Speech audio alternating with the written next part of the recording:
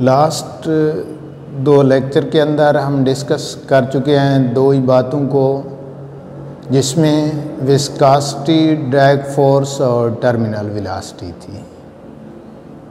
Viscosity internal resistance था fluid का और ड्रैग फोर्स जो थी वो रिटार्डिंग फोर्स थी। साथ में तीसरी जो चीज़ थी वो हमने टर्मिनल वेलोसिटी के बारे में पढ़ा था। जो स्टेडी फ्लो या कांस्टेंट वेलोसिटी है वो क्या कहलाता है? टर्मिनल वेलोसिटी कहलाता है। आज का हमारा नेक्स्ट जो टॉपिक है वो है इक्वेशन ऑफ कंटिन्यूटी के बारे में। इस चैप्टर का most important topic equation of continuity. ये आइडियल फ्लूइड के बारे में पेश किया गया है। आइडियल फ्लूइड की तीन प्रॉपर्टीज़ हैं। आइडियल फ्लूइड की तीन प्रॉपर्टीज़। नंबर एक, नॉन विस्कस। नॉन विस्कस जिसकी विस्कासिटी ज़ीरो, यानी जिसके अंदर इंटरनल रेजिस्टेंस ना पाई जाती हो, वो क्या कहलाती है? नॉन विस्कस कहलाती है।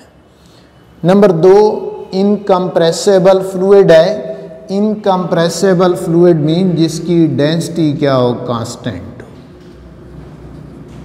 इनकम्प्रेसिबल फ्लूइड जिसकी डेंसिटी कांस्टेंट हो। और थर्ड इसकी प्रॉपर्टी है स्टेडी फ्लो हो, uniform flow. Equation of continuity ideal fluid के बारे में पेश की गई है। आइडियल फ्लूइड के अंदर तीन प्रॉपर्टीज़ पाई जाती हैं। नॉन विस्कस जिसकी विस्कासिटी ज़ीरो। नंबर दो, इनकम्प्रेसिबल फ्लूइड जिसकी डेंसिटी कांस्टेंट हो। और नंबर तीन जो है स्टेडी फ्लो, यूनिफॉर्म फ्लो। ये तीन प्रॉपर्टीज़ पाई जाती हैं आइडियल फ्लूइड के अंदर। और इक्वेशन ऑफ कंटिन्यूटी भी इस आइडियल फ्लूइड के बारे में पेश की गई है। ये डिपेंड करती है law of conservation of mass के ऊपर डिपेंड करती है। लॉ ऑफ मास के ऊपर डिपेंड करते हुए आइडियल फ्लूइड के बारे में पेश की गई और इसकी स्टेटमेंट थी product of speed and cross sectional area remain constant. This constant is equal to flow rate. For ideal fluid, product of speed and cross sectional area remain constant. This constant is equal to flow rate. Speed और cross sectional area का product constant होता है और ये constant किसके equal होता है? Flow rate के इक्वल होता है। Product of speed and cross sectional area remain constant. This constant is equal to flow rate और ये कांस्टेंट जो है फ्लो रेट के इक्वल होता है। What is flow rate? Flow rate क्या है? Volume over time. Volume on unit time known as flow rate. Volume on unit time known as flow rate. और इस फ्लो रेट की जो यूनिट और डायमेंशन है, फ्लो रेट चूँकि definition है volume on unit time, volume meter cube और time का क्या होता है? Second inverse. और इसकी डायमेंशन जो है वो किसके इक्वल हो जाएगी? L क्यूब T इनवर्स के इक्वल।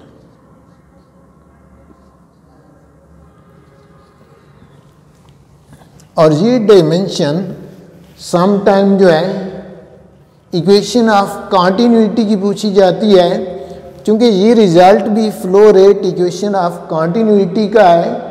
तो ये डायमेंशन जो फ्लो रेट की है इक्वेशन ऑफ कंटिन्यूटी की भी वो डायमेंशन होगी।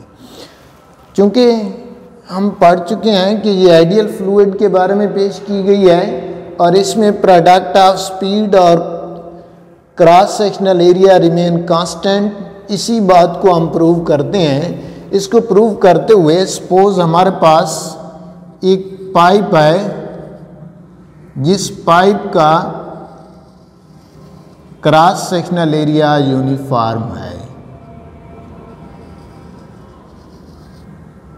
जब इसका cross sectional area non uniform है, इस non uniform cross sectional area में से देखते हैं कि स्पीड और एरिया का जो प्रोडक्ट है वो कांस्टेंट रह रहा है या नहीं रह रहा।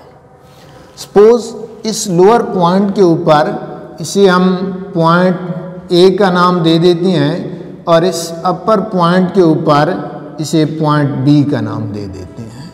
यहाँ तक जो डिस्टेंस तय हो रहा है ये डेल्टा एक्स है और स्पीड जो है वो v1 और इस पॉइंट के ऊपर डेल्टा x2 और यहाँ पर स्पीड जो है वो v2 हो जाएगी। इस पॉइंट के ऊपर एरिया A2 हो जाएगा और इस फर्स्ट पॉइंट के ऊपर एरिया क्या होगा, A1 होगा। हमने किस बात को साबित करना है कि product of speed and cross sectional area remain constant. Speed और क्रॉस सेक्शनल एरिया का जो प्रोडक्ट है वो कांस्टेंट रह रहा है या नहीं रह रहा। अब सबसे पहले हम यहाँ पर कैलकुलेट करेंगे डिस्टेंस और उसके बाद जो है वॉल्यूम और फिर जो है मास कैलकुलेट करेंगे। डिस्टेंस एट लोअर पॉइंट या at point A, point A के ऊपर डिस्टेंस फाइंड करेंगे। पॉइंट ए के ऊपर डिस्टेंस फाइंड करते हुए distance s is equal to v cross t, तो यहाँ पर डेल्टा x से हमने दिया हुआ है तो delta x1 is equal to v1 cross delta T. और इसी पॉइंट के ऊपर ही हम वॉल्यूम फाइंड करेंगे। इस पॉइंट के ऊपर वॉल्यूम फाइंड करते हुए volume at point A, point A के ऊपर जब वॉल्यूम फाइंड करेंगे तो वॉल्यूम किसके इक्वल होता है, cross sectional area multiplied by height. यहाँ पर हाइट जो है वो डिस्टेंस के लिहाज से ली जा रही है, तो ये वॉल्यूम v1 जो है A1 cross delta x1। A1 हमारे पास डेल्टा x1 जो है वो v1 क्रॉस डेल्टा t की इक्वल हो जाएगा। और इसी पॉइंट के ऊपर हम मास कैलकुलेट करेंगे। मास जो है density multiplied by volume. Mass at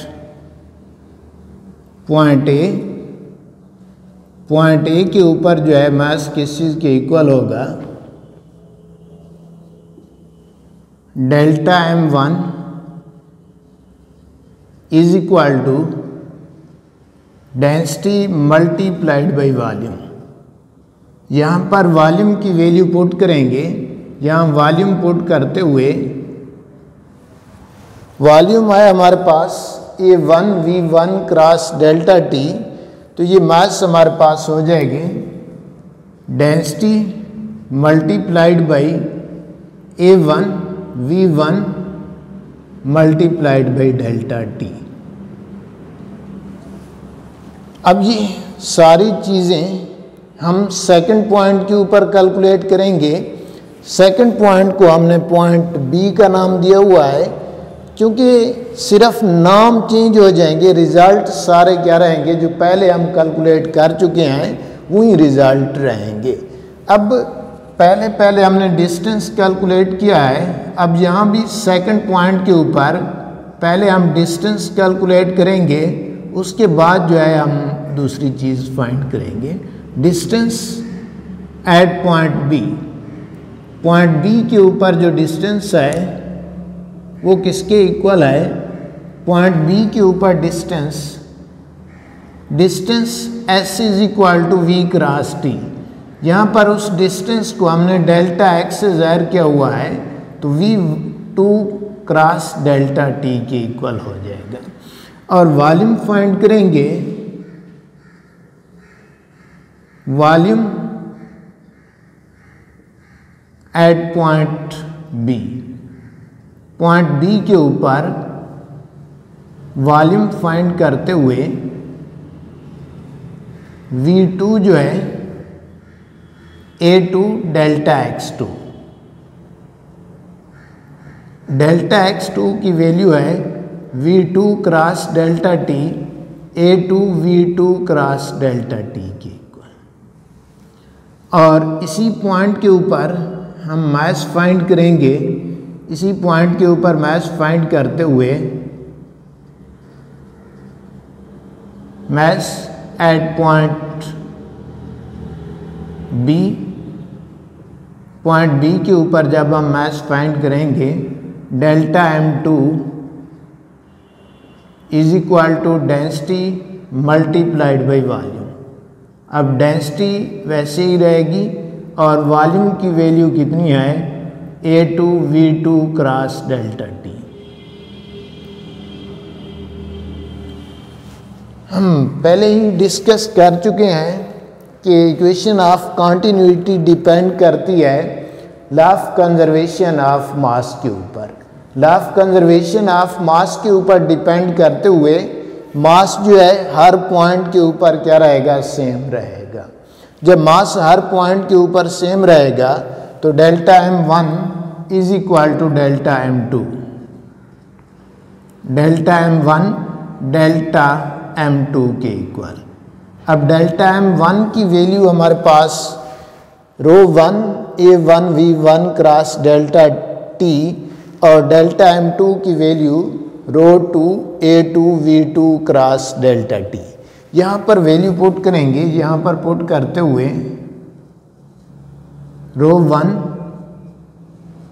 A1 V1 cross delta t is equal to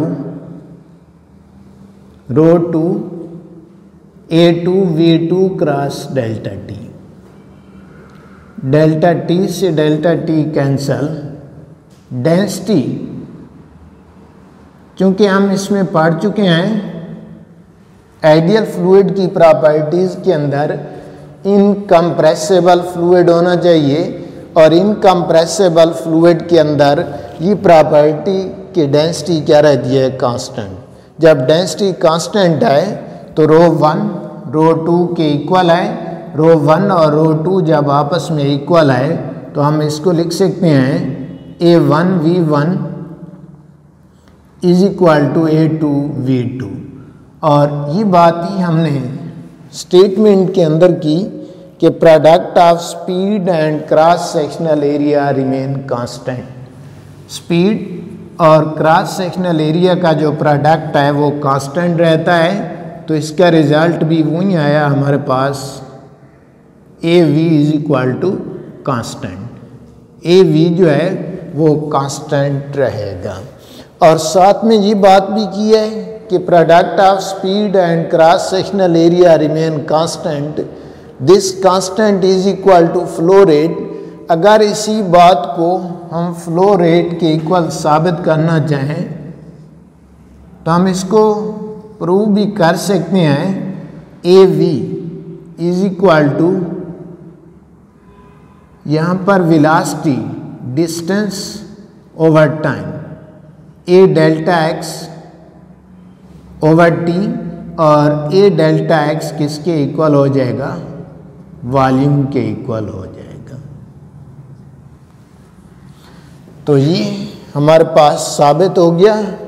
एक तो पहली बात साबित हुई कि प्रोडक्ट ऑफ स्पीड और cross sectional area remain constant और this constant is equal to flow rate.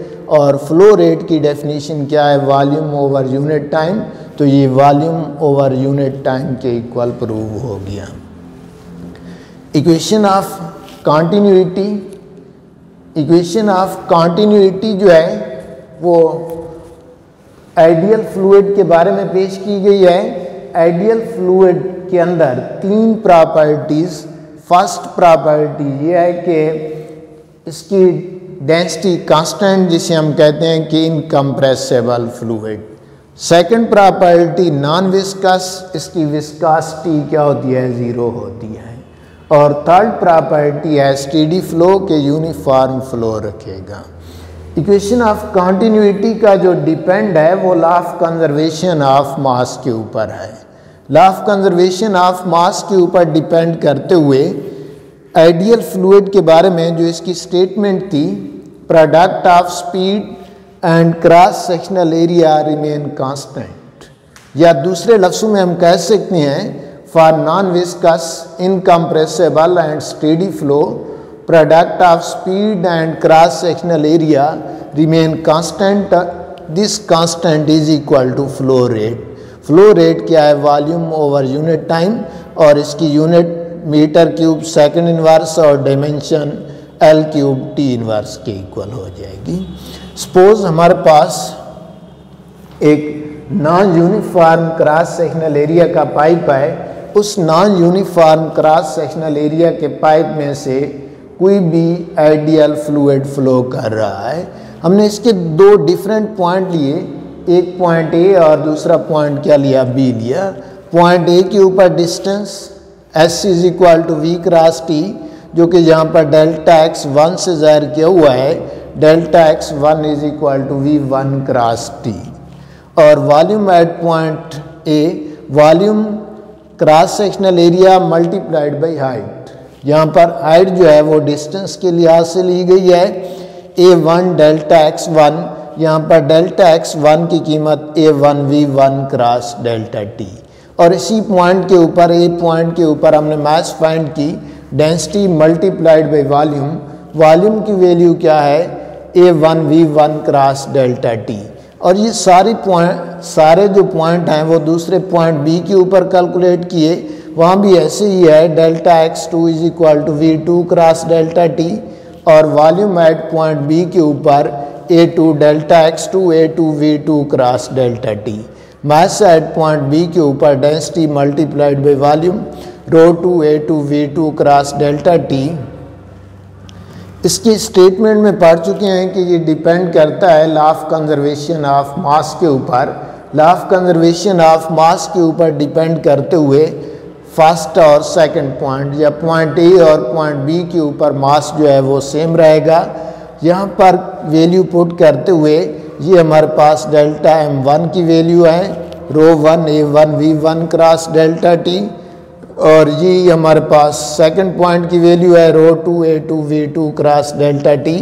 Delta T से delta T cancel, incompressible fluid यानी जिसकी डेंसिटी कांस्टेंट रहेगी ρ1 इज इक्वल टू ρ2, तो A1 V1 is equal to A2 V2, या हम लिख सकते हैं AV is equal to constant. और इसको साथ में प्रूव ये भी कर सकते हैं कि AV is equal to flow rate. यहाँ पर वेलोसिटी की value distance over time, delta x over t, A delta x volume, तो AV is equal to volume over t के इक्वल। स्मॉल v यहाँ पर हम ज़ाहिर कर रहे थे वेलोसिटी को, और कैपिटल V जो है वो वॉल्यूम को ज़ाहिर कर रहा था।